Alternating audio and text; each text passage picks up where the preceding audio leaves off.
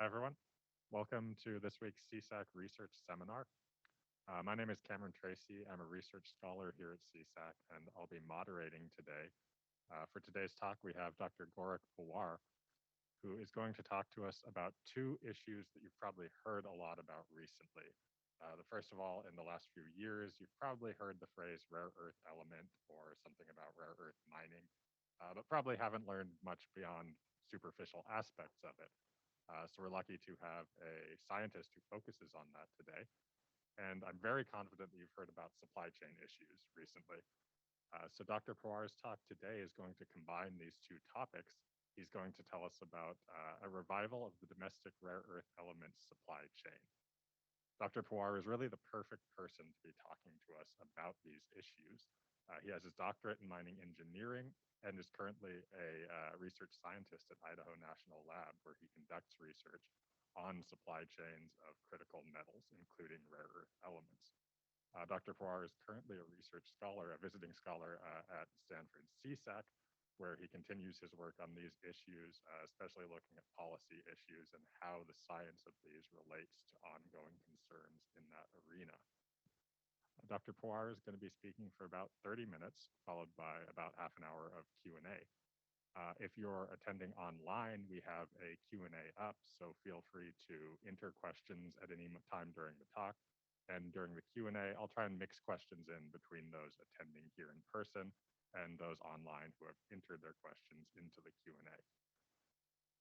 With that, I'll be moderating at the end, but now we have, as I'm sure we're all excited to hear, Dr. Pawar talking to us about these critical rare earth supply chain issues.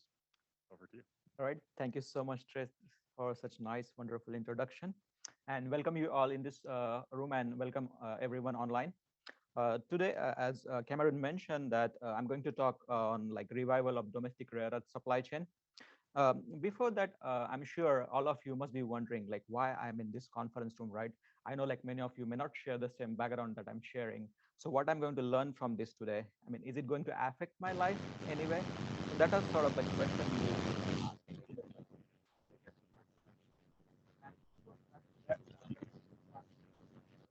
from real mind, and all your secrets are embedded in these rocks.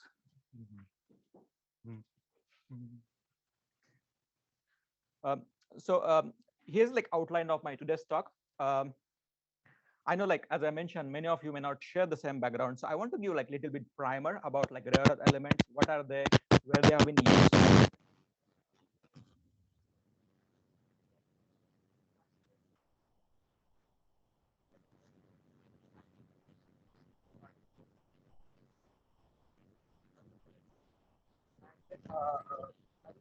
My analysis on my topic. The reduces dependence on foreign countries like China, and I will conclude my presentation with my some findings and some like future thoughts.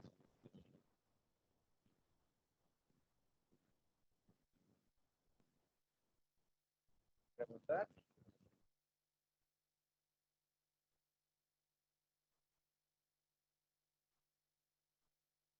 So here is like very like basic element chart that I'm showing.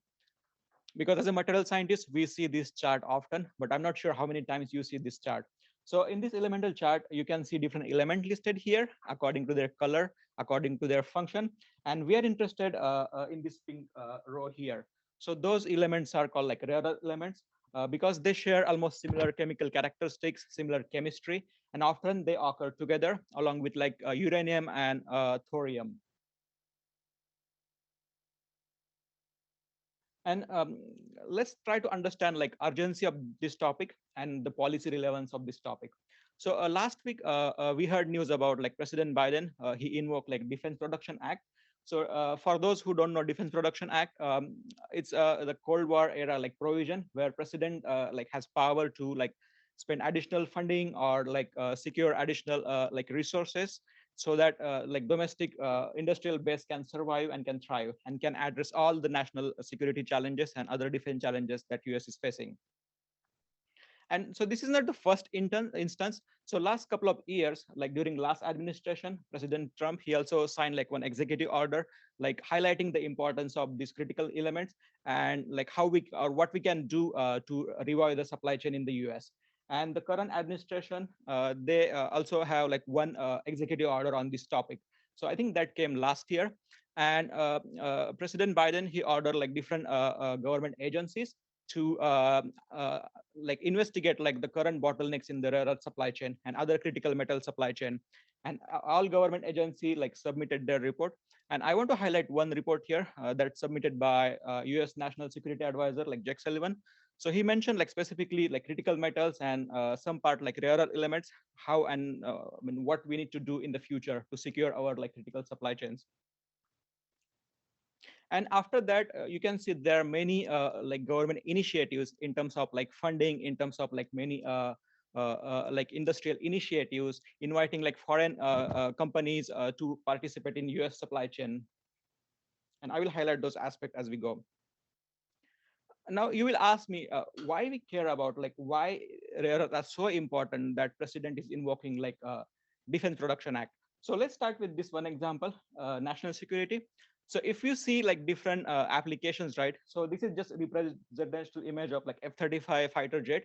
So you will find that about 920 pounds of rare earth materials are used in this fighter jet.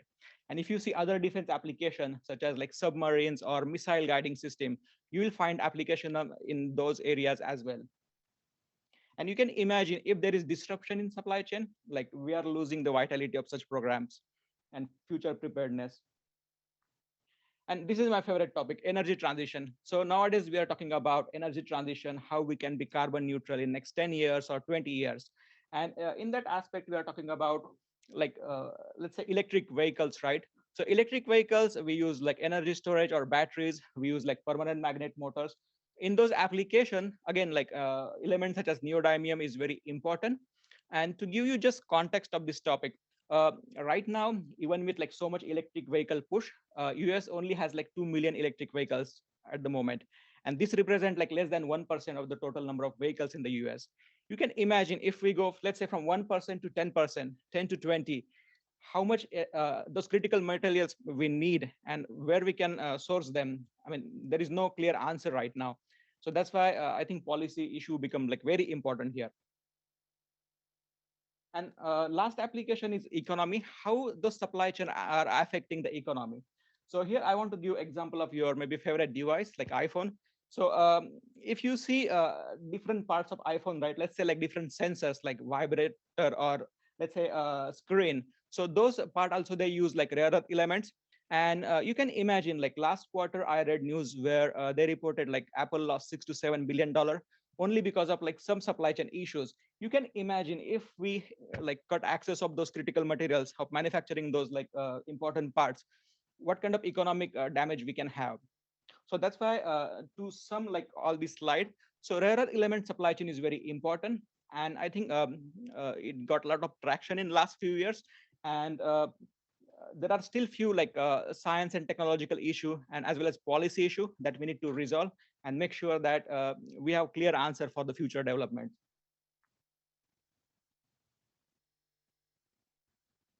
So here, just to give you context, right, where US stands in this supply chain. So if you see like top 10 countries in the world, so you can see that different reserve in different countries, like China, they host about 44,000 metric tons of rare earth oxide. And if you see US position, it's almost like number 8, it's just 1,800 metric tons. And if we are talking about future technological development or policy issues, right, you can clearly see there is huge gap there. So, and it represents like a lot of vulnerability there, right? So what we can do about it? Maybe like one potential solution, how we can engage with like all those international partners, right? Let's say like Vietnam or Brazil or India or Australia. If US can work with those countries, so there is some potential to develop some like joint projects and mine those rare earth and let's have like benefit to everyone. And so going from that slide to here, so I just want to highlight like some recent data about supply and demand of those rare earth elements. So before 2018, you can see that demand was more than supply. But last few years, there were a lot of developments around the world, so that you can see like supply is more than demand nowadays. Of course, this is good news, but if you see like who is providing the most rare earth to the world. So in 2016, almost like 83% or more than 83% rare earths were produced in China. So that percent reduced gradually because of like many government initiatives around the world. Uh, but still, China supplies more than, oops, still China supplies more than 60%. And still, it is like very challenging for everyone, right?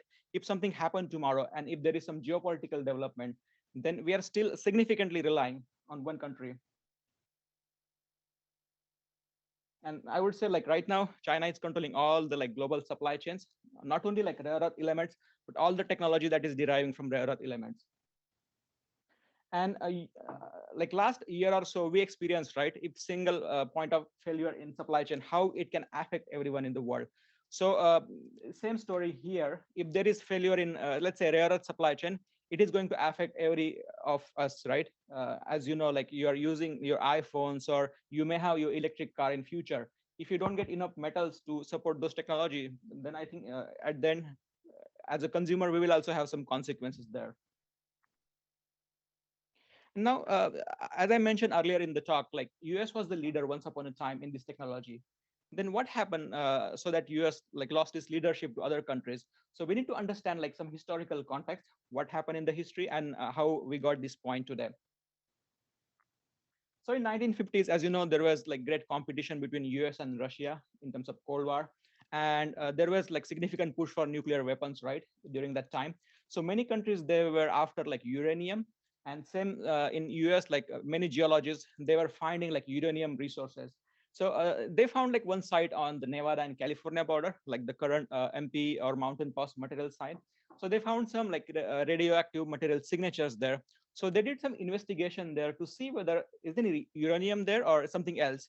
So they found that like there was significant source of rare earth elements.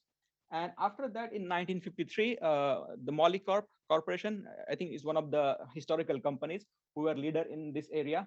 They started their operation at that time. And Molycorp was one of the dominant forces till 1985 or 1990. Till like in 1990, China, they declare like critical materials as their strategic materials. So after that, this slowly like China took like very active step in terms of like developing their resources, engaging with in different international partners, like trying to acquire different technologies like in foreign countries. And from that point onwards, so till 2000, so there were significant developments in China in terms of those like rare earth industry. Like let's say they established their permanent magnet industry very well about that time. And they started like dominating in this like technology. And in 2010, there was like one incident, like a maritime dispute between China and Japan. After that, China, they restricted rare earth supply to Japan. So this was one of the flashing points, so that everyone like around the world, they got worried. If there is geopolitical development in the future, we might experience similar situation in the future. And after 2010, right, as like iPhone evolve, as like iPad and electric vehicle technology evolve, so we need a lot of those rare earth element and critical metals. And that's why if you see like last 2 years, like different countries, let's say UK or Europe or Australia or India, there were a lot of developments in this area. And everyone is trying to like capitalize on like resources they have and trying to develop those resources so they can address like future energy transition or clean energy concerns or like national security concerns. So like considering this situation, right? So I started investigating like my research question: what can US do in short term and long term? How US can reduce its dependence on like foreign countries for its rare earth elements, and how US can be self-sufficient? So to answer this question, I started doing a lot of literature search. There were many places, right? You can think this problem through technology side, science perspective, or policy making perspective. And when you put all these pieces together, you get like a lot of areas to work on, and you're not sure which one we can start first. So that was my first impression when I was like looking this problem. And that I thought like, okay, this is not going to be easy problem, and like many different aspect I need to consider. And in order to do that, So what I did, I went to like this like a real mine where they like mine rare earth elements. So I went to like MP or Mountain Pass mine, which is on the Nevada and California border. So this is the only operating mine in North America right now. So they produce lots of rare earth elements. And we were talking with their chief operating officer. So he gave us like very nice tour, explain us their operation and where they want to be in future. And so here is like a quick like overview how or where they operate. Um, so their like supply chain start with I think this pointer is not working. I will just go this side. So here is like open pit mine. Here usually there are like many like trucks. So once you mine like all material, they take that material to this crusher here. So in crusher, what they do, depending like the quality of the material, how much like element you're hosting in your rock. So they separate those material accordingly. After that, they use this crusher to like further crush down all those like solid rocks into like fine pieces. And after that, they send this like crushed material to like separation, where they are removing a lot of impurities. But at the moment, US doesn't have like capability to separate those elements from those thank you rocks. So right now they are sending like most of their material for China to process, so that they can separate those rare earth elements and they can like produce final products such as like permanent magnet motors or like other value added products. And so I also try to investigate like previous years, how was the like Mountain Pass was doing last few years, and like how were they operating, whether any significant changes. So you can see that like 2000 till 2015, so they were average like about between 5 to 6,000 metric ton per year. But in 2015, so the previous company like Corporation, they went out of business, and there was new owner, the current owner. So then they started like ramping up their operation. You can see that from 2018 to 2021, there is significant like increase in the output.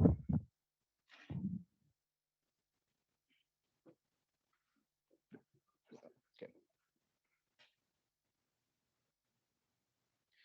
I mean, you can see that. So that's why like the output they are generating here, and like the like government like developments like last 2 3 years, they're kind of coinciding here.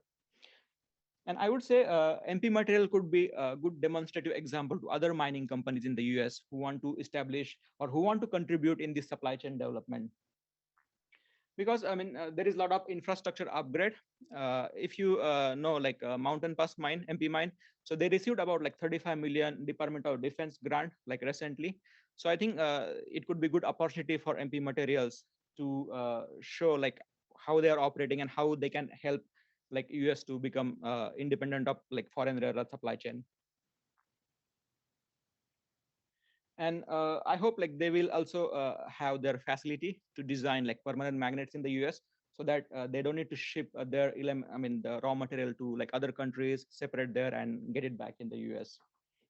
And I think, I mean, they are doing like very good right now. If you see like their progress last couple of years, so that graph I'm showing like their unit share price. If you see in 2020 it was below $10. In 2 years today it's about like more than $50. So you can see that they are doing good, and I think they are getting like a lot of people trust as well. And hopefully this become like a good example for other companies as well. And so other thing that I did with my mentor here at CSAC, like Professor Ewing, to understand like what are the developments on science side. Uh, what are scientists think about this problem, where we stand right now, what are the things that we need to do for future research and development. So we did one like issue guest editing. So this is MRS Bulletin, like one of the renowned journal in material science.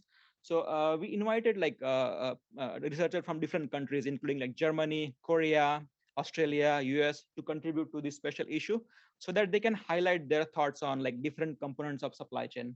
So when I say components of supply chain, so I mean like how they are mined, how they are being separated right now, what kind of technological bottlenecks or policy bottlenecks we have, and what kind of economics that we need to consider, what are the environmental aspect that we need to consider. So we try to cover like all of these aspect in this special issue. And I will recommend everyone, if you are interested in particular aspect, you can go through like some of the articles.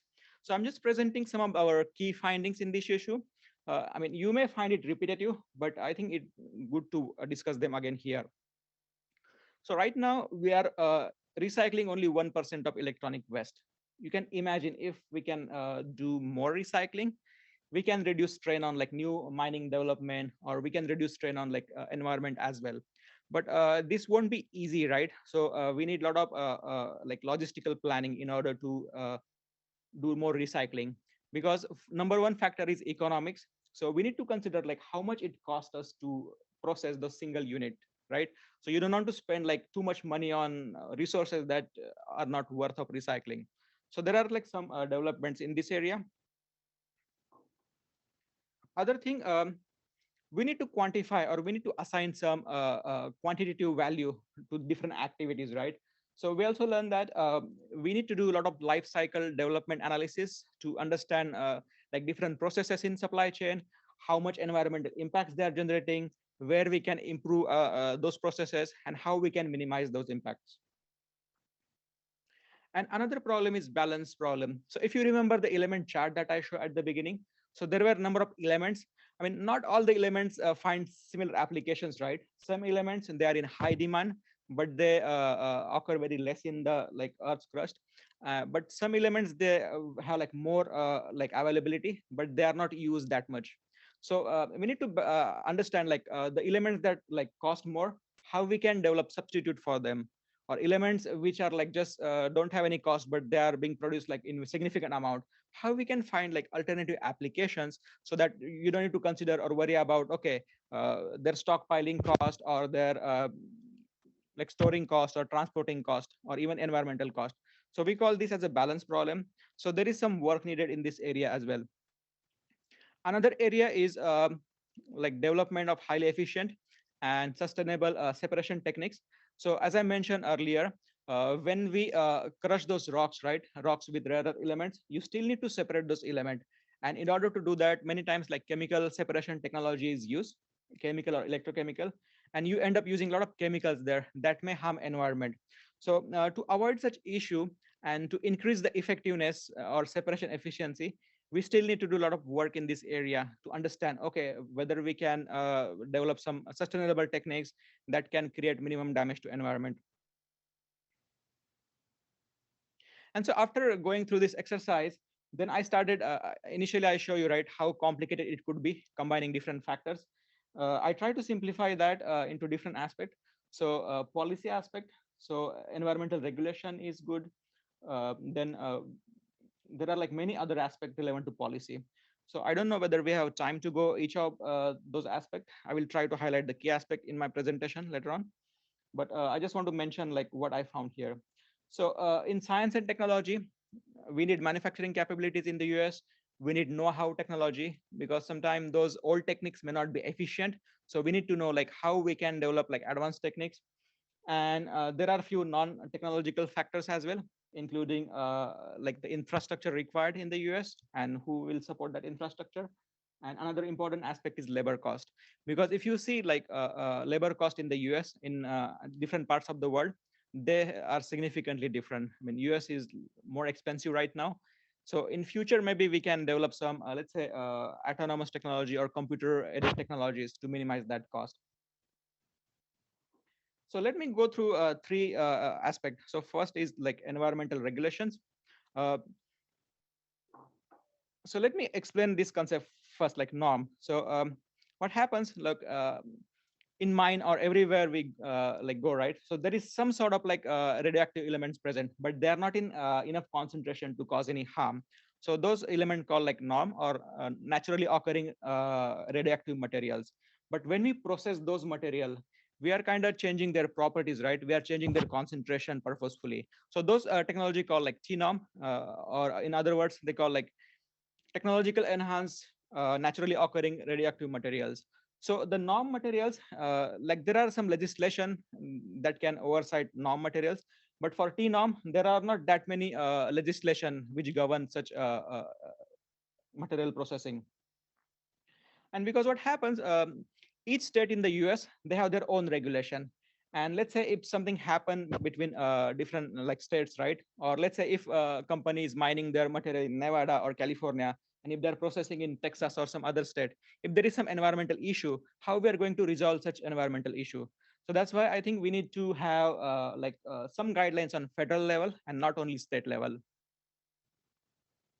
And another aspect of this material is radioactive waste management, because as I mentioned, so those rare earth elements, they typically occur with like let's say uranium or thorium as a byproduct. And we need to figure out how we can effectively manage some environmental problems in that area. And so another important aspect there is like the liability. Let's say like some companies mining rare earth elements, right? So at the end, they need to take care of like all the waste generated in that process. And right now, they don't have like I think much incentives to separate or like do effective environmental regulation. So that's why they need to come up with some plan so that they can get like more, let's say, federal grants or some tax incentives to do that. So I think we need to work on that aspect as well. And second aspect is know-how technology. Uh, right now, we are using a lot of sometimes chemicals, right, to separate those elements. So we need some like green technologies. So here I'm highlighting one example. This is technology developed by like Idaho National Laboratory.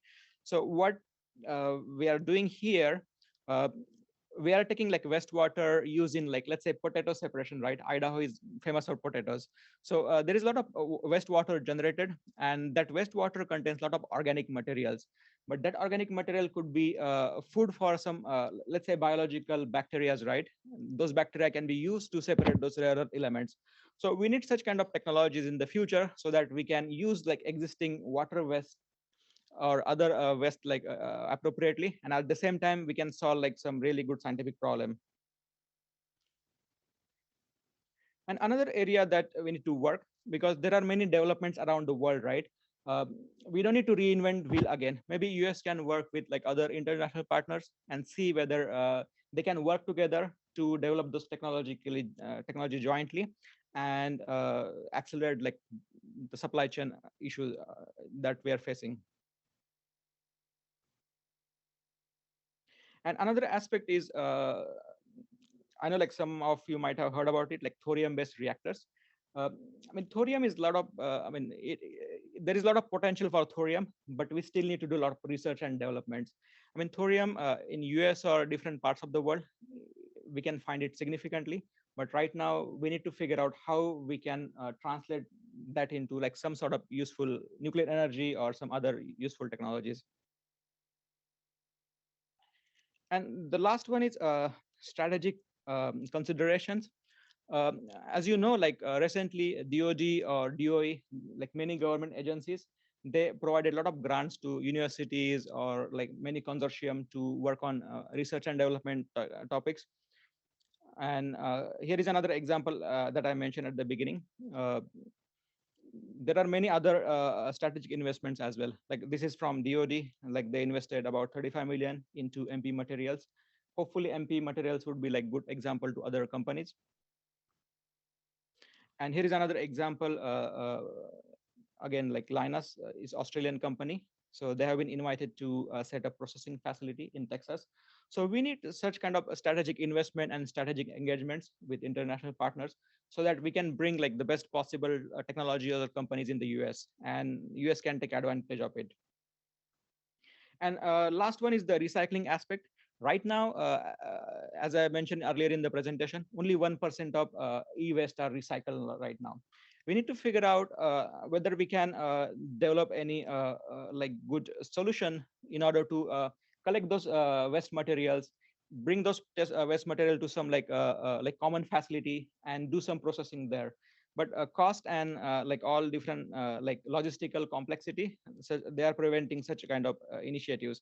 And I think we need to see how we can address those challenges so that we can take advantage of those like rarer they are trapped in such waste materials. And I think we're almost time here, so I want to conclude with like few notes here. So first is we need uniformity in TNOM regulations so that we can have like some federal guidelines, right, in terms of how we can process those radioactive waste materials and how we can resolve any conflicts if they arise in the future. Second is we need a lot of green consideration in terms of how we develop different components in supply chain, different, let's say, separation technologies, or let's say how we are processing those rare earth. So we need a lot of environmental consideration in those. And I think techniques such as life assessment technique can be useful to understand like what is the impact that technology or given step is going to create on environment. And last one is I think we need a lot of like coordinated efforts so that we can use our resources or all the different things that we have at our disposal, and we can really make like some really good technology in the US. And I think with that, I would like to thank CSAC for providing opportunity to present my work here today. And I would like to thank Idaho National Laboratory for supporting this work. And here are some references, and I would be happy to answer the questions that you may have. Thank you.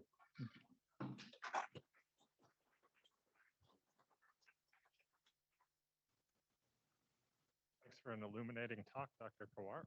We'll now go to the Q&A. So if you'd like Sure. down here, and as is normal, we'll start with the CSAC fellows if they have any questions. So we'll start with Karen.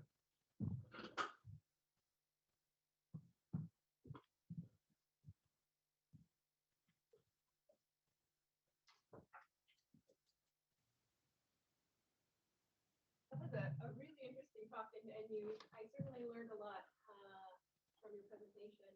So we talked a little bit about, Defense Production Act.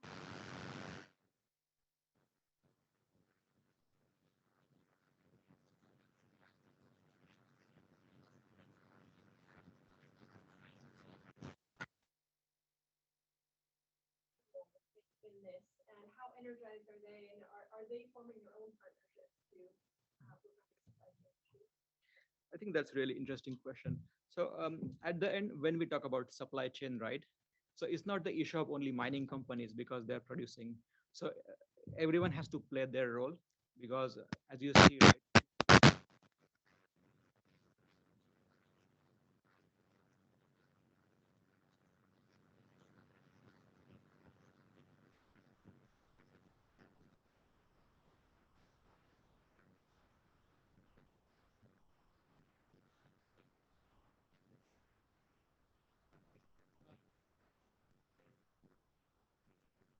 lithium mining in Nevada, but I think we need to see more initiatives like that.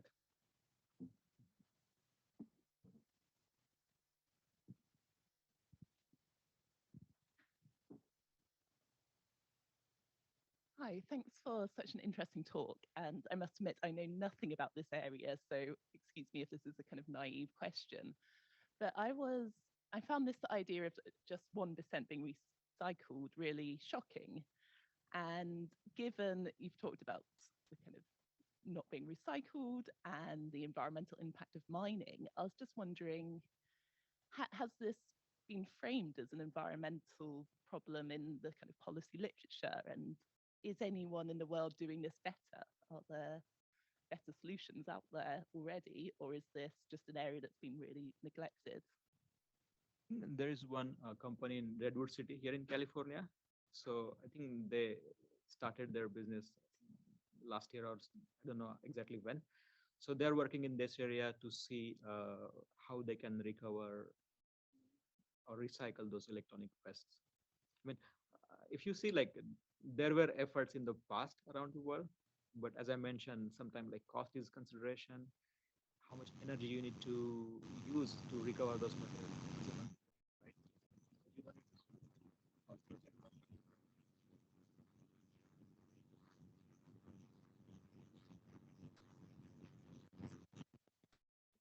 cost effective. Let's go to Luis.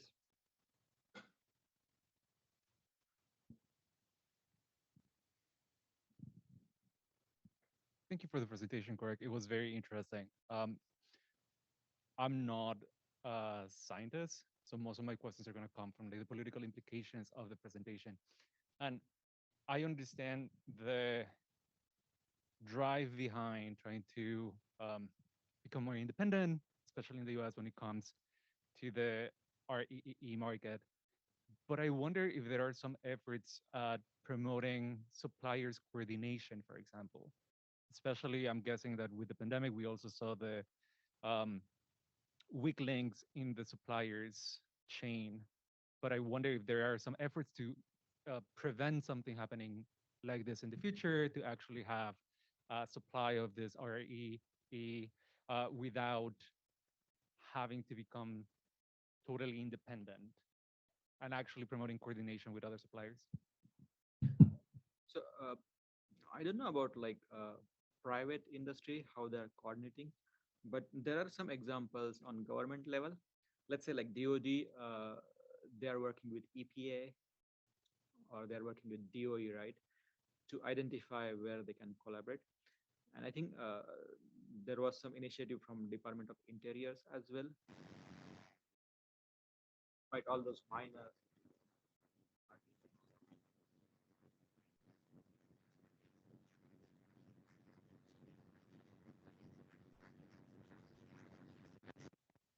One thing to notice here, right?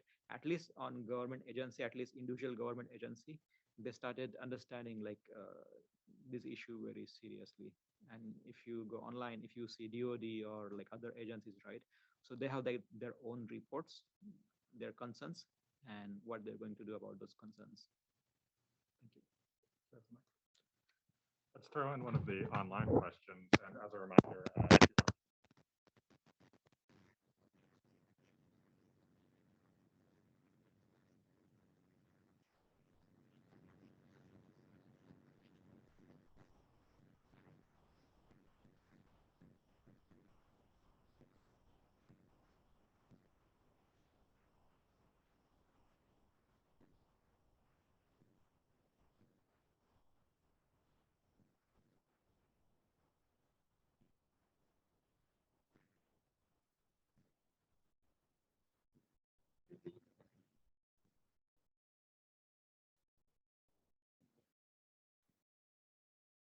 Now,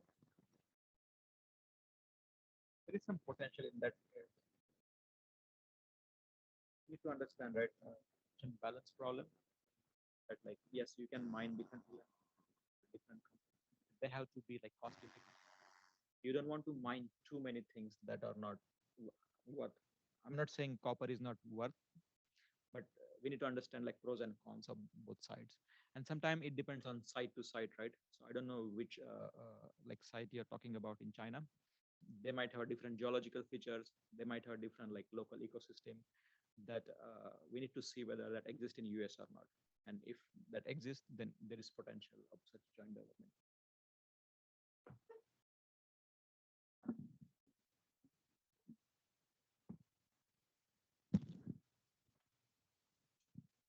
Thanks so much for this very illuminating talk. Again, similarly, not a materials scientist, so apologies if this question is a bit amateur. But if I heard you correctly, Mountain Pass is the only operational rare earth elements mine in the U.S. right now. So my question is, does that mine alone, plus the unrealized potential of e-waste recycling, does that have enough potential capability for the U.S. to achieve independence in the RE markets, or is this an unattainable goal that should be striven to but never actually reached? Thanks. So we need to understand like the current production from MP materials mine. Uh, and we also need to see like what are the emerging applications, right? So if you say, okay, for defense purpose, that could be good enough. But when you're talking about energy transition, let's say California, if every car is become electric in like 5 years or 10 years, right? So I think to achieve such goal, it could be difficult. And right now, along with like MP, like mine, so there are like other initiatives they're shaping. But again, we need to go through all this series of approvals, right? Like you need to get mining approval, then you need to start operation, then you need to start producing, and we need to make sure that we have like separation and processing facility in the US. So I think those things will take some time. But like if you focus on narrow area, right, then it could be possible to become self-sufficient. Let's say defense application. But when you talk about like broader context, it could be difficult, and we need more initiatives like that. I will move to Harold next. We are aware we're having some problems with the audio for those of you online. We're working on that, trying different mics and so on. If those problems persist, please let us know in the Q&A so that we know if what we're trying isn't working. But let's move now to Harold. Great. Thank you for a great talk. One of the things that I did not see mentioned in your slides that I'd like to hear more about is the role of logistics in the supply chain. One of the things that struck me from your talk was that materials generated at the MP mine had to be transported to China for further processing before they went on to wherever they end up in the market. And part of the discussion of renationalization of supply chains has typically been associated with the cost of transportation. And so I wonder if you have a sense of, within the overall cost of rare earths, how much is energy for transportation a factor, and how will sort of higher energy costs, for example, the ones we're experiencing today, potentially lead to decisions to renationalize the production chain?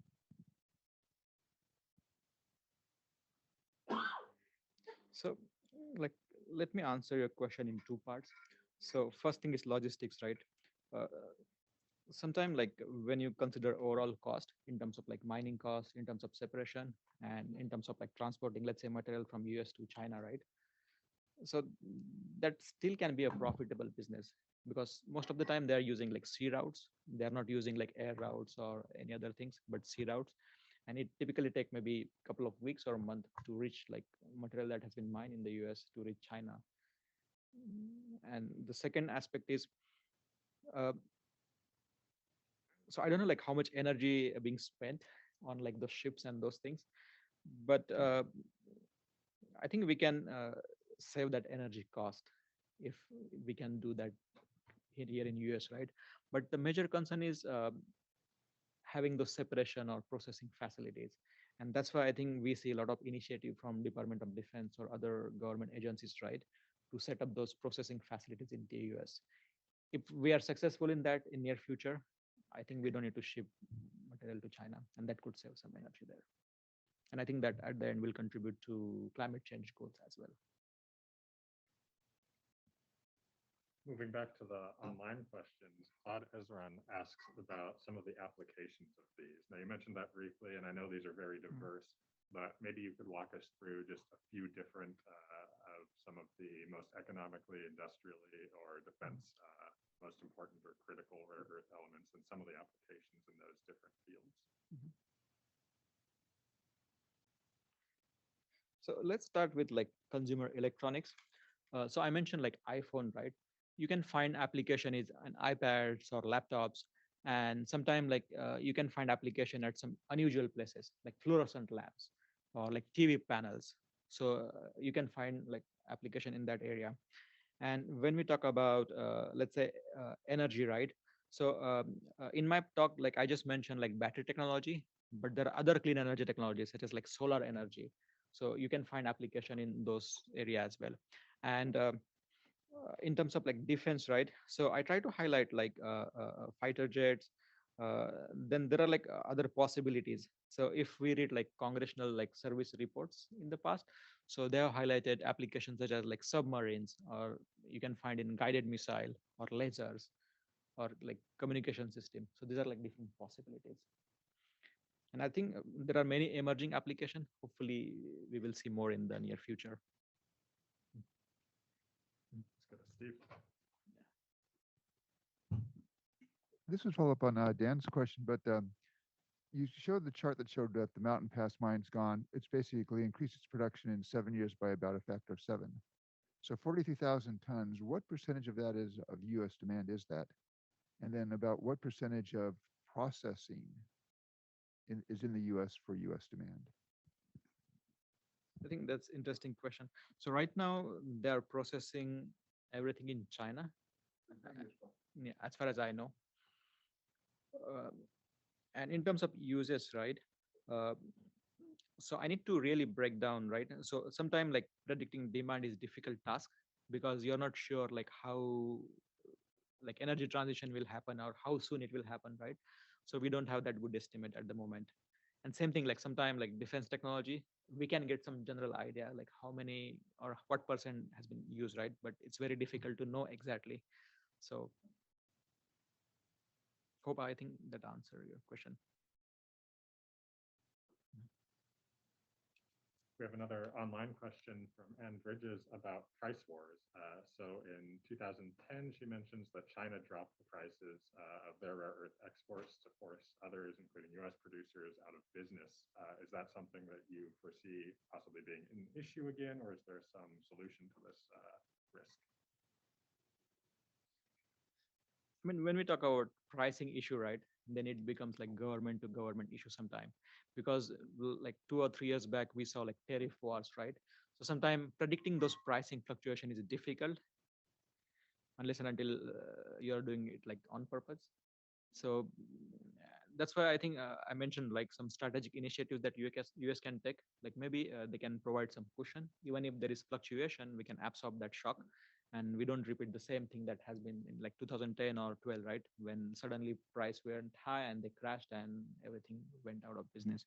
So we can avoid such situation in the future. I have a question about this green extraction technology that you mentioned. Often in the mining industry, people will talk about these kinds of green technologies as hindrances to domestic production. The idea being that if US companies use these more environmentally friendly methods, but producers in other nations may be free to use whatever happens to be the cheapest or most efficient method, regardless of its green nature or not. This puts the US at a disadvantage. Is that something you see or foresee playing out in the rare earth space, or is this not a fair argument? I think this is perfect opportunity for the US to show how US cares about environment, right? I mean, we cannot control what's happening around the world. We cannot dictate policies to other countries. But I think US can take that leadership and lead with a good example in this space. And I think as you like see developments in the next few years, right? So I hope there are more and more mines in the US. They are going to open, and US can show, okay, with following like green energy technology path, right? We can still achieve those things, and it's possible. It could be possible. We have an online question from Figanze Clara Splendor, where she asks about the role of Africa in the rare earth mining industry, because of course we hear a lot about Chinese investment in infrastructure and material production in the African continent. Does this play a role in the rare earth space as well?